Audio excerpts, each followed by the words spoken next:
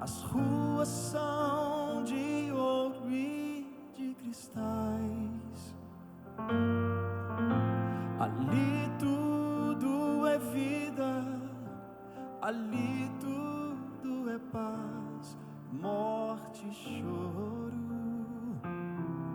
Nunca mais tristeza e dor.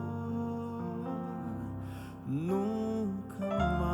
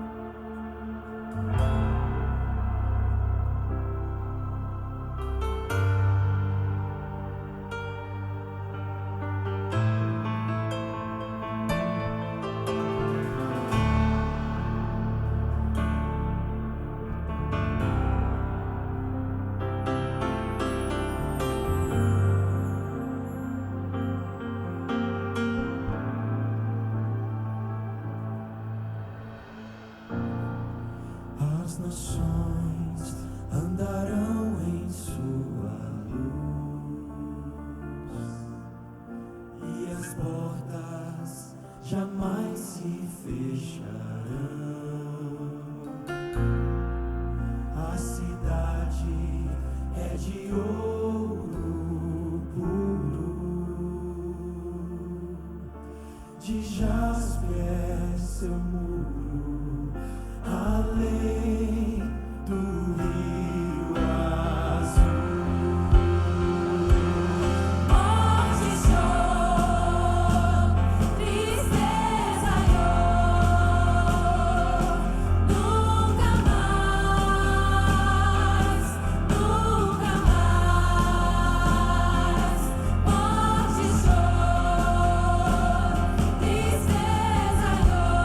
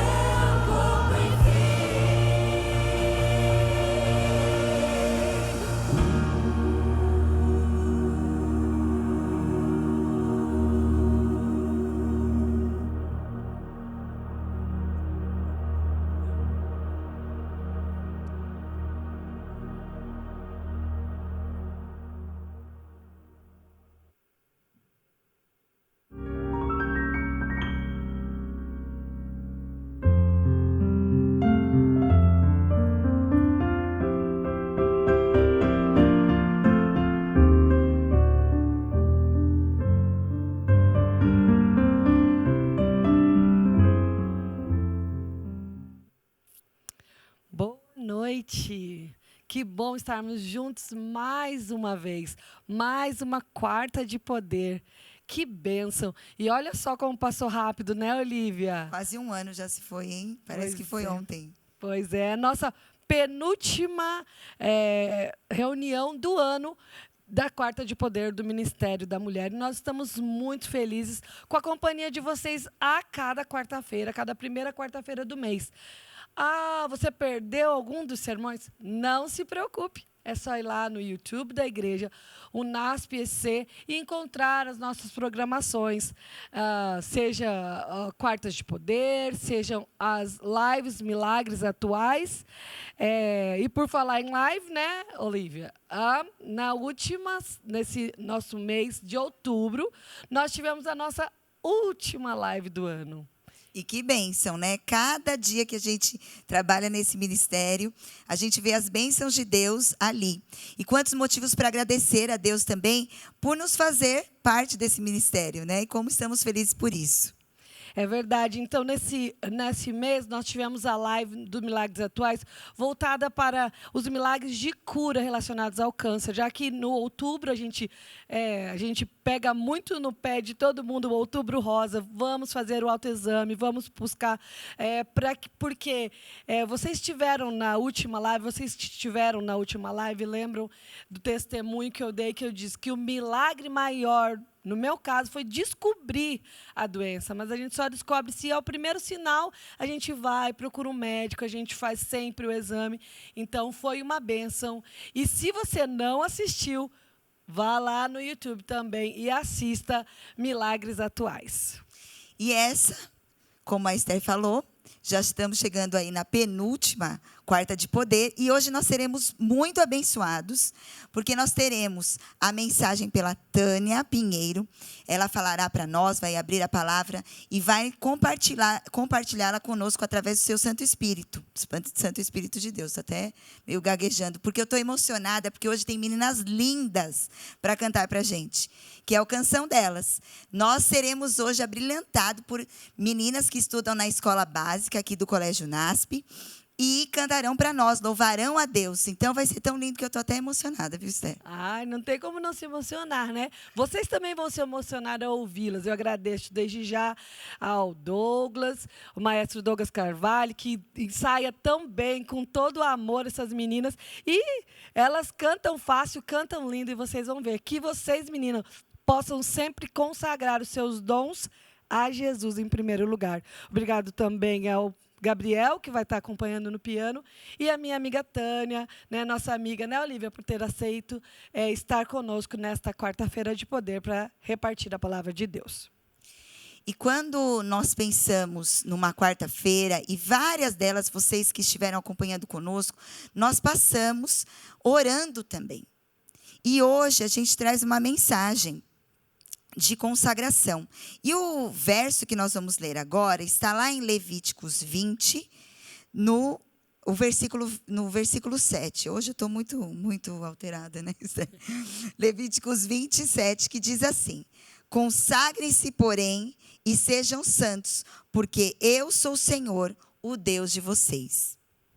A palavra dessa noite é consagração. Nós já falamos de perdão, nós já falamos de confissão de pecados, nós já falamos de várias nuances da vida espiritual, mas hoje a palavra é consagração. E consagrar, espiritualmente falando, biblicamente falando, significa separar. Separar, assim como os levitas foram separados, consagrados para exercer atividades.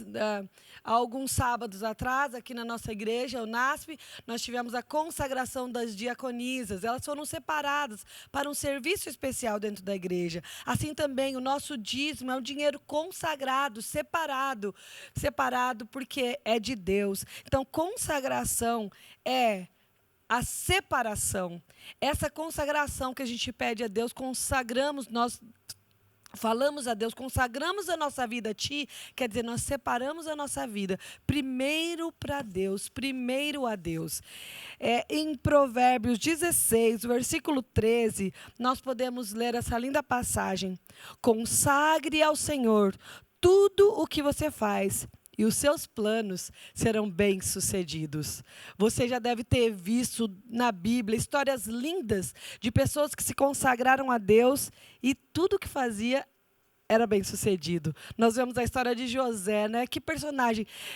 A Bíblia diz, tudo que ele punha a mão prosperava.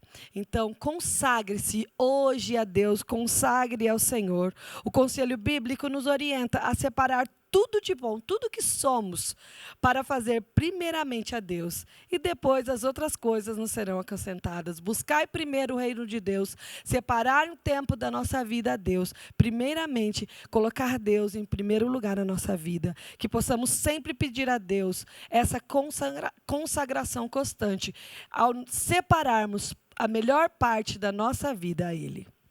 E se nesse momento você quer se consagrar a Ele, coloca aí no chat.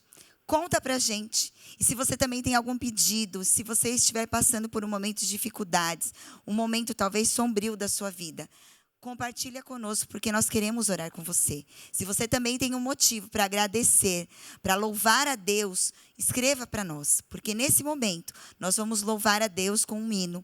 E enquanto você escreve, louva a Deus, depois nós vamos orar por você.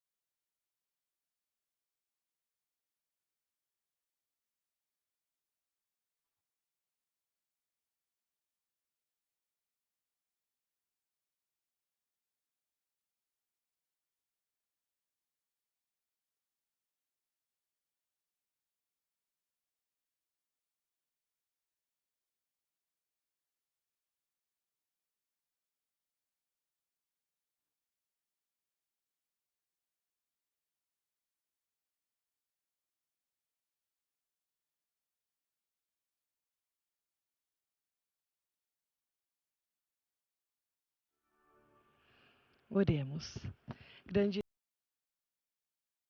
Grandes são as suas misericórdias que se renovam a cada dia por cada um de nós.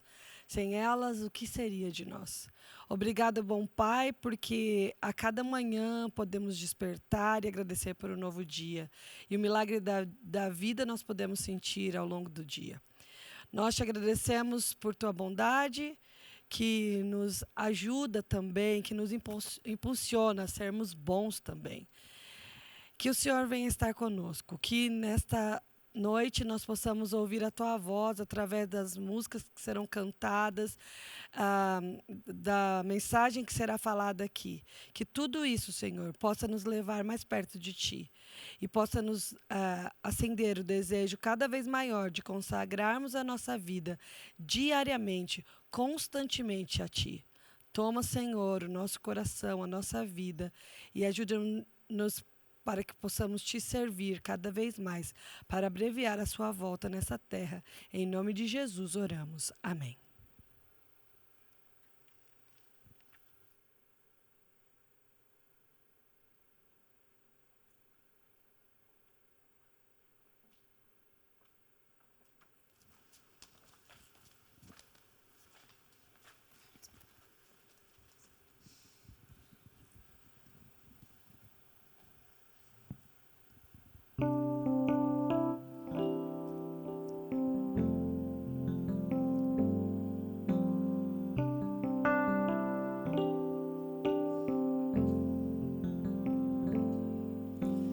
Todo dia de manhã eu converso com Jesus e lhe conto o que vai dentro de mim.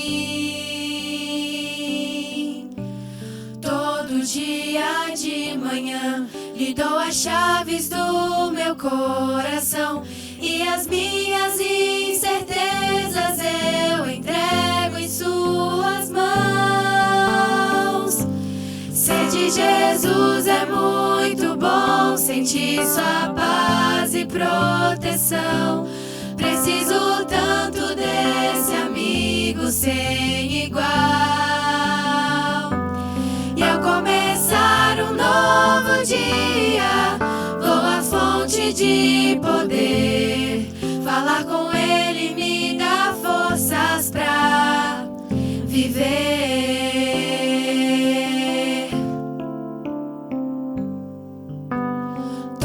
Dia de manhã eu oro pelos meus queridos e peço a Deus que os proteja onde for. Todo dia de manhã eu agradeço as muitas bênçãos por mais um dia, novas chances de fazer o meu melhor. Ser de Jesus é muito bom, sentir sua paz e proteção. Preciso tanto desse amigo sem igual. E ao começar um novo dia, vou à fonte de poder. Falar com ele me dá forças pra viver. E ao começar um novo dia, vou à fonte de poder. Falar com ele me dá forças pra viver. Todo dia de manhã, Jesus está a te esperar.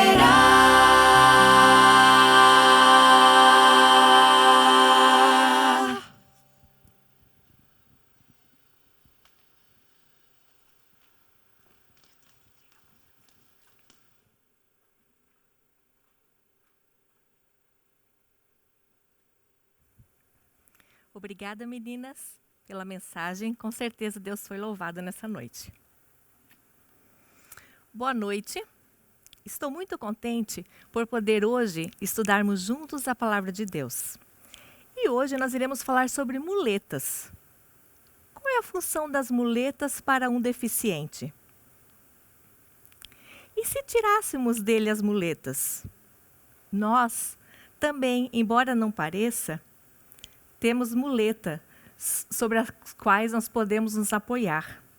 E muitas vezes essas muletas substituem a sustentação que Deus nos oferece.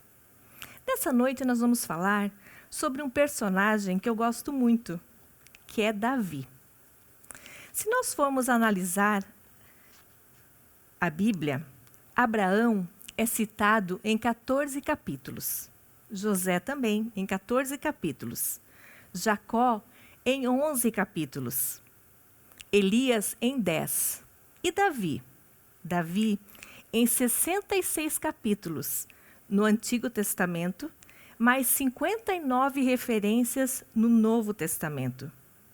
Em seu reinado, as fronteiras do reino de Israel foram alargadas de 9.650 quilômetros para 96.500 quilômetros. Que diferença! Mas agora, nós vamos pensar um pouco na história de Davi, se referindo à perseguição de Saul. Como foi mesmo essa história? Vamos relembrar? Primeiro, Saul foi rejeitado por Deus como rei. Depois, Davi foi escolhido por Samuel na casa de Jessé. Depois também, Davi, ele venceu Golias e, consequentemente, ele se tornou famoso. A mudança, ele se mudou da sua residência para o palácio. E então veio o ódio invejoso de Saul contra Davi. Vamos ver o que a Bíblia diz sobre isso? Em 1 Samuel 18, 7, 8 e 9 diz assim: Então Saul, as mulheres se alegravam e cantando alternadamente diziam: Saul feriu os seus milhares, porém Davi os seus 10 milhares. Então Saul se indignou muito, pois dessas palavras lhe desagradaram em extremo, e disse: 10 milhares deram elas a Davi, e a mim somente milhares? Na verdade, que lhe falta, senão o reino? O rei, ele se tornou um rei desconfiado, e ele ficou zangado quando ele ouviu o povo e as mulheres cantando louvores a Davi e suas vitórias. Saul, ele não conseguia mais se conter. O propósito da vida dele agora foi modificado, e ele se tornou infeliz, possuído de um espírito maligno, mentalmente pessimista, um homem desconfiado, enfurecido, invejoso. Em consequência, Saul voltou-se contra Davi, o servo mais honrado e digno de confiança do seu acampamento. Que pena.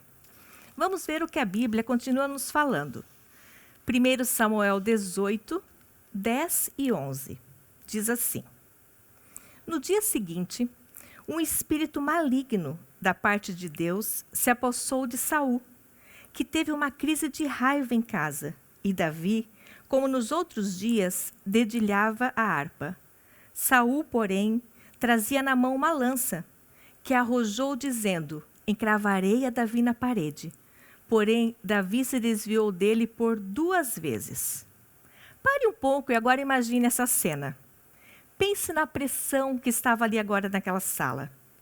É bem provável que ninguém nunca jamais tenha ameaçado sua vida, menos ainda atirado uma lança contra você. E ainda mais que sabem o que Davi estava fazendo ali? Ele estava tocando aquela harpa para aliviar a depressão do rei.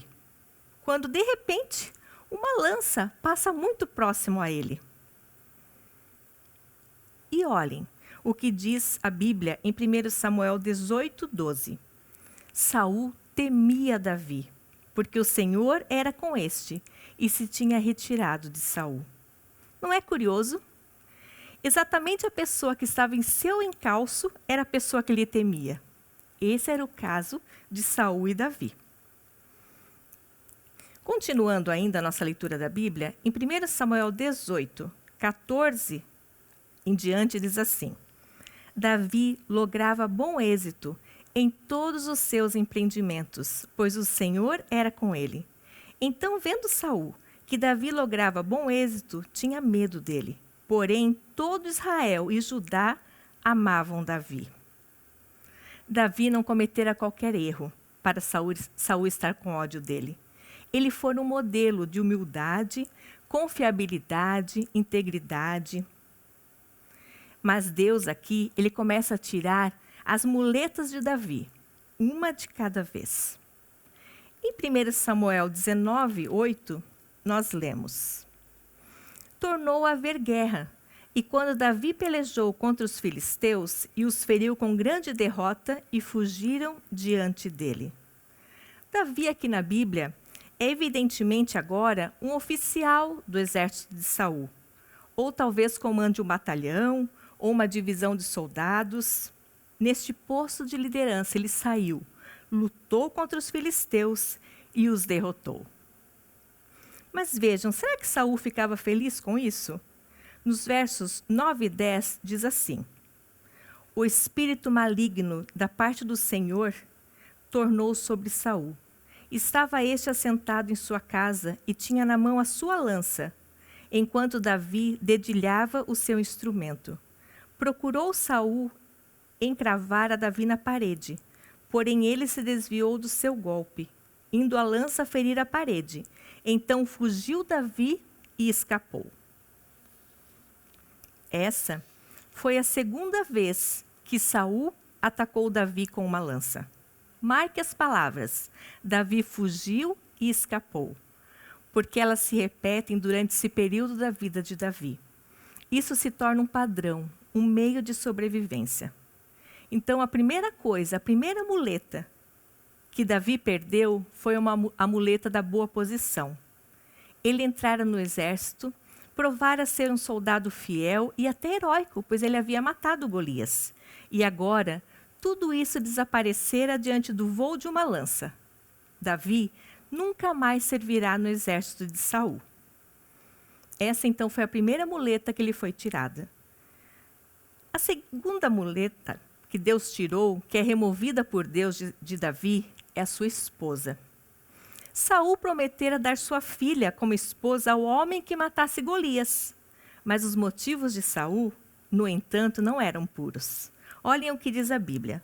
1 Samuel 18, 20 e 21. Mas Mical, a outra filha de Saul, amava a Davi. Contaram-no a Saul, e isso lhe agradou. Disse Saul: Eu lhe darei, para que ela te sirva de laço, e para que a mão dos filisteus venha a ser contra ele. Pelo que Saul disse a Davi: Com essa segunda serás hoje meu genro. Saul, ele usou a sua filha para enredar Davi. Pediu então a Davi que matasse 100 filisteus como dote pela mão da filha, talvez esperando secretamente que Davi até morresse na batalha. Mas Davi, ele conseguiu atender o pedido do rei, sem ser morto, o que levou Saul a temê-lo ainda mais e a ficar com mais ódio ainda de Davi. Numa das voltas de Davi para casa, após estar fugindo de Saul, olhem o que aconteceu. Está na Bíblia, em 1 Samuel 19, 11 e 12. Porém Saul, naquela mesma noite, mandou mensageiros à casa de Davi, para que o vigiassem, para ele o matar pela manhã. Disto soube Davi por Mical, sua mulher, que lhe disse: Se não salvares a tua vida esta noite, amanhã serás morto. Davi, ele agora tem que fugir da sua própria casa, procurando livrar-se de Saul, pois Saul estava à sua procura. Mical engana o pai, para que Davi possa escapar. O pai então perguntou para ela, verso 17. Então disse Saul a Mical: Por que assim me enganaste e deixaste ir escapar o meu inimigo? Respondeu-lhe Mical: Porque ele me disse: Deixa-me ir, senão eu te mato. A mentira dela não ajudou Davi, só fez aumentar a raiva de Saul contra ele. Davi e Mical nunca mais voltaram a se entender. Deus removeu assim outra muleta, a esposa de Davi. Ele agora fugiu para as montanhas para se proteger. Como é de se esperar, Davi agora procurou Samuel, o homem que ungira com azeite como sucessor escolhido de Saul. Diz lá em 1 Samuel 19, 18. Assim Davi fugiu e escapou e veio a Samuel, a Ramá, e lhe contou tudo quanto Saul lhe fizera. E se retiraram, ele e Samuel, e ficaram na casa dos profetas. Numa escavação arqueológica feita há algum tempo, na região de Naiote, onde ficava a casa dos profetas, os pesquisadores encontraram ali restos antigos do que chamaríamos de condomínios. Mas eram os condomínios diferentes. Eles eram geminados dispostos em forma de labirinto. Não é de admirar, então, que Samuel tenha dito para Davi: vamos a Naiote, pois ali ninguém nos encontrará. Davi e Samuel seguiram então juntos para Naiote. Mas mal haviam chegado na casa dos profetas, alguém informou a Saul que Davi estava lá. E mais uma vez, Davi foge. Durante todo esse processo, Davi também perdeu Samuel, como uma muleta na sua vida. Aos poucos, Davi foi perdendo todos os seus apoios, tudo que poderia lhe servir de amparo.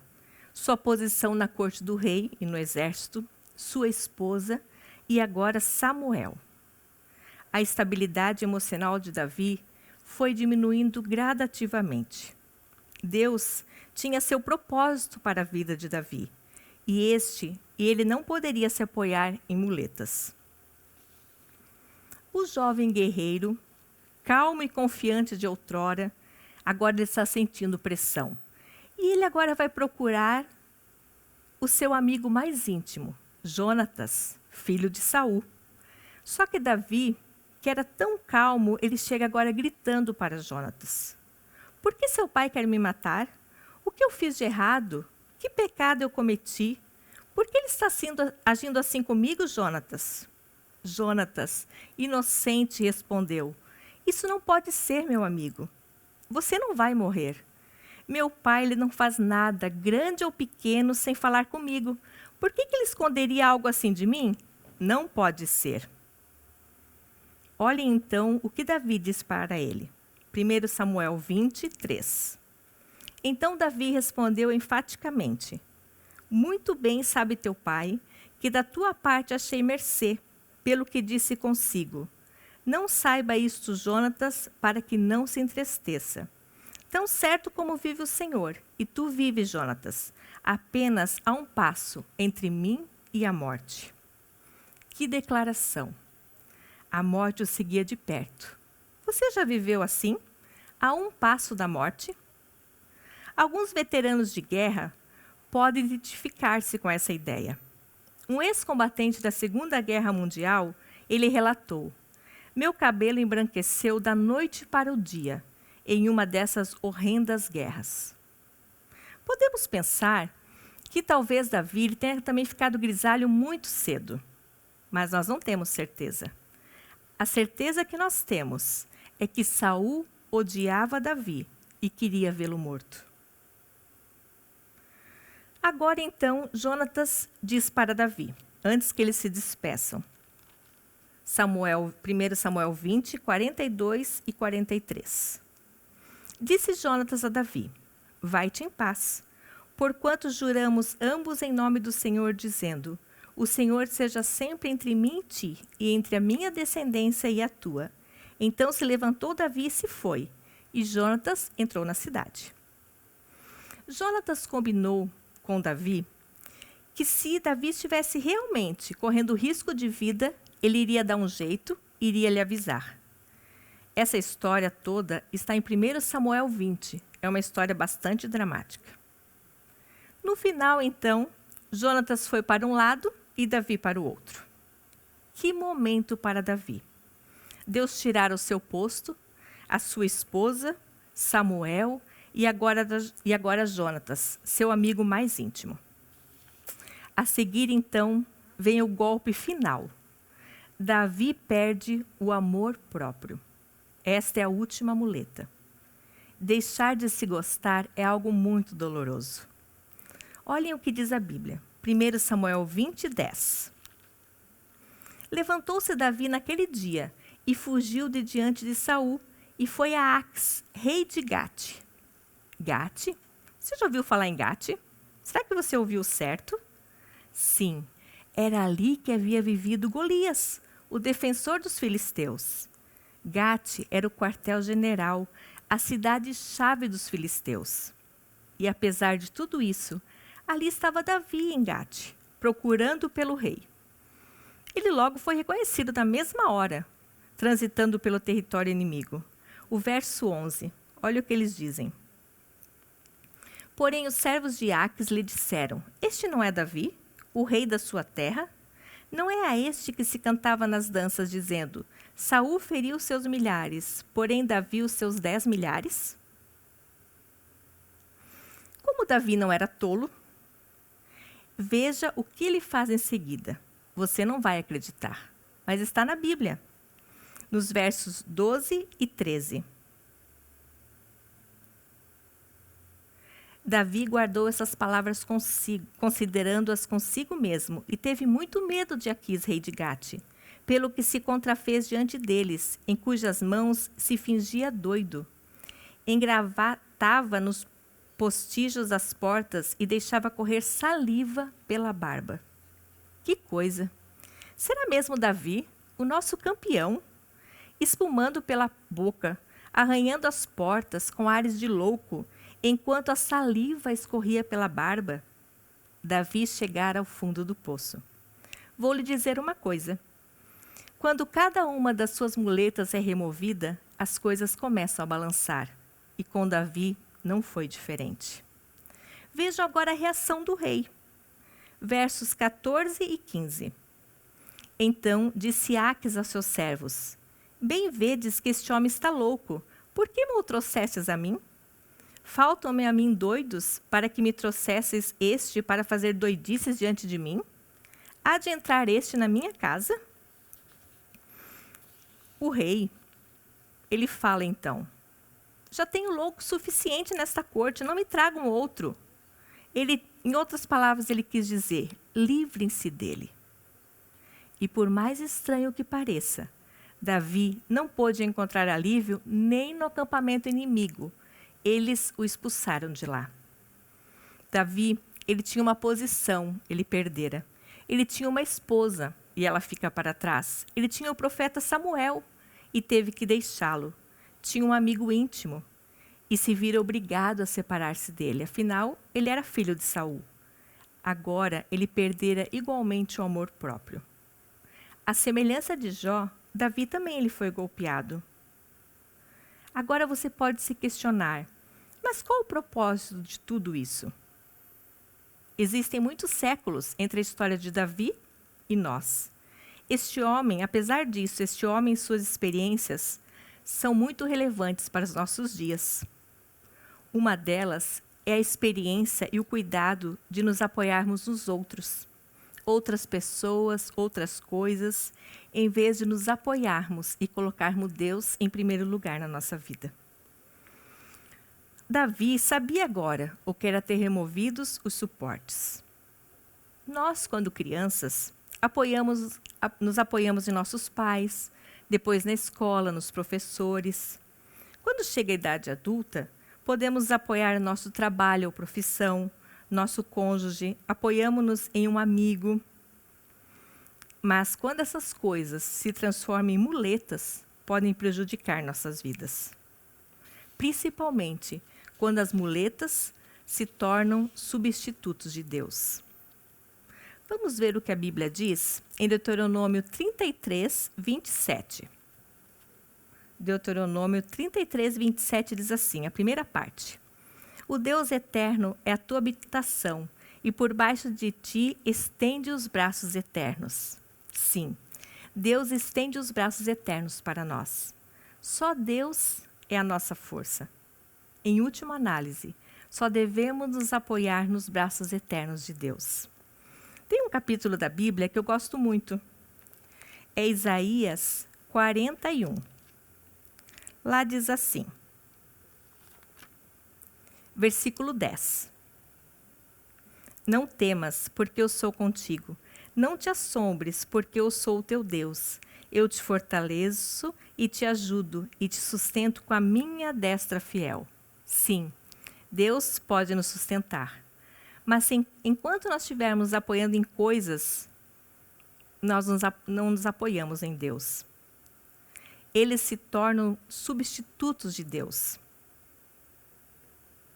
As muletas, elas fazem com que perdemos o foco vertical e passemos só a olhar o foco horizontal.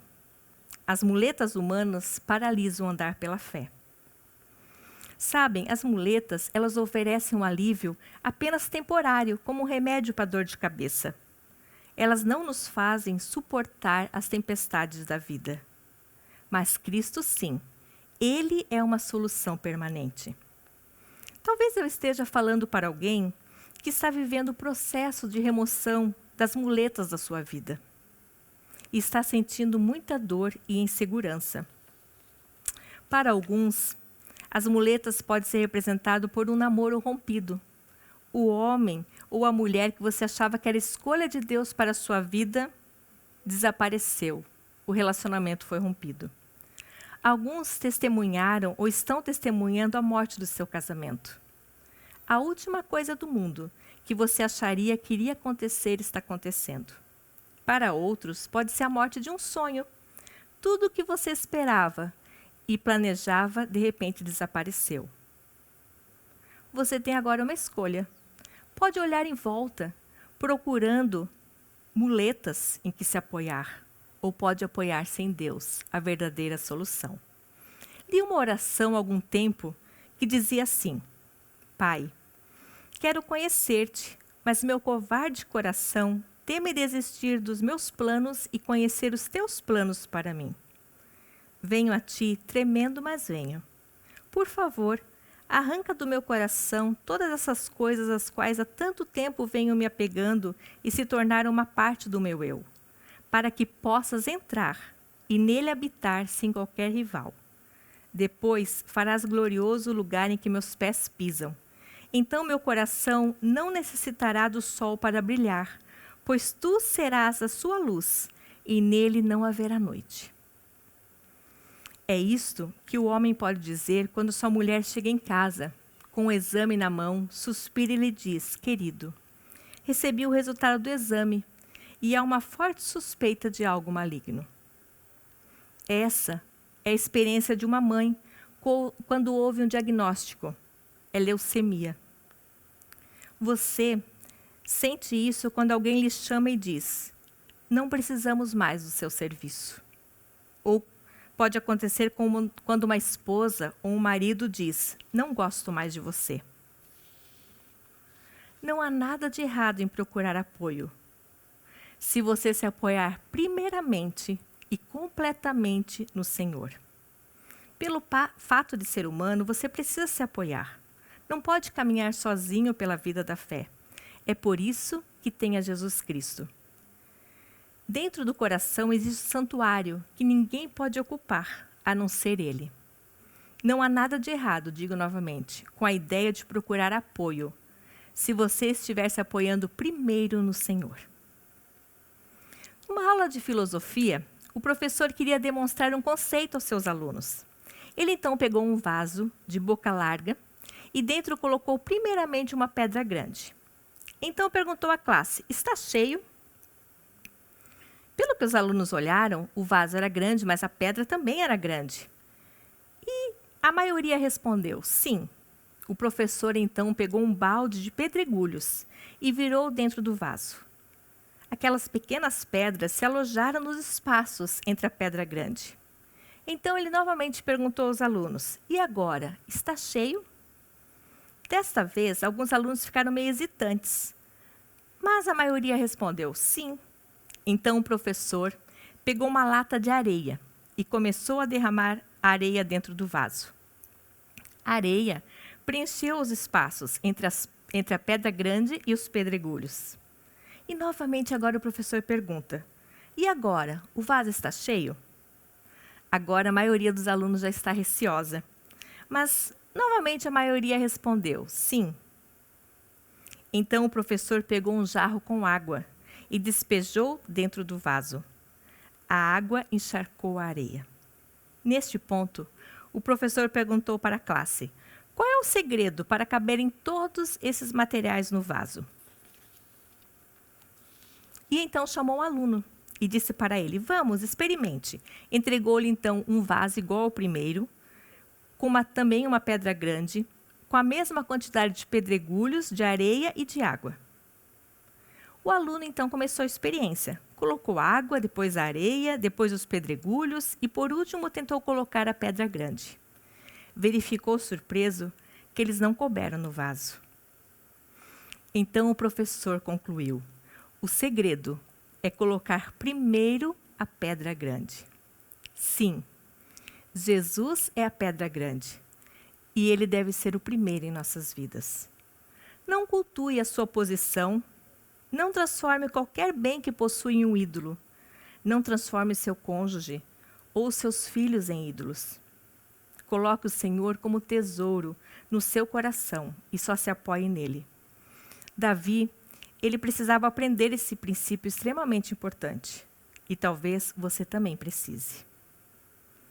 Que possamos nos colocar nas mãos de Deus, permitindo que Ele seja o primeiro e o único em nossa vida, para que se cumpra os propósitos e os planos deles para nós. Para tanto, apenas se entregue e confie em Deus, como Davi fez. Amém? Vamos orar? Querido Deus, nós queremos entregar mais uma vez a nossa vida em Tuas mãos. Que nós possamos deixar as nossas muletas de lado e possamos nos apoiar inteiramente em Ti. Possamos confiar que Tu sabes o que é melhor para nós. Toma a nossa vida, dirige os nossos planos, que todos possam ser feitos de acordo com os Teus propósitos para nós. Nos abençoe, nos guarde, é o que nós te pedimos e já te agradecemos. Em nome e por amor de Jesus. Amém.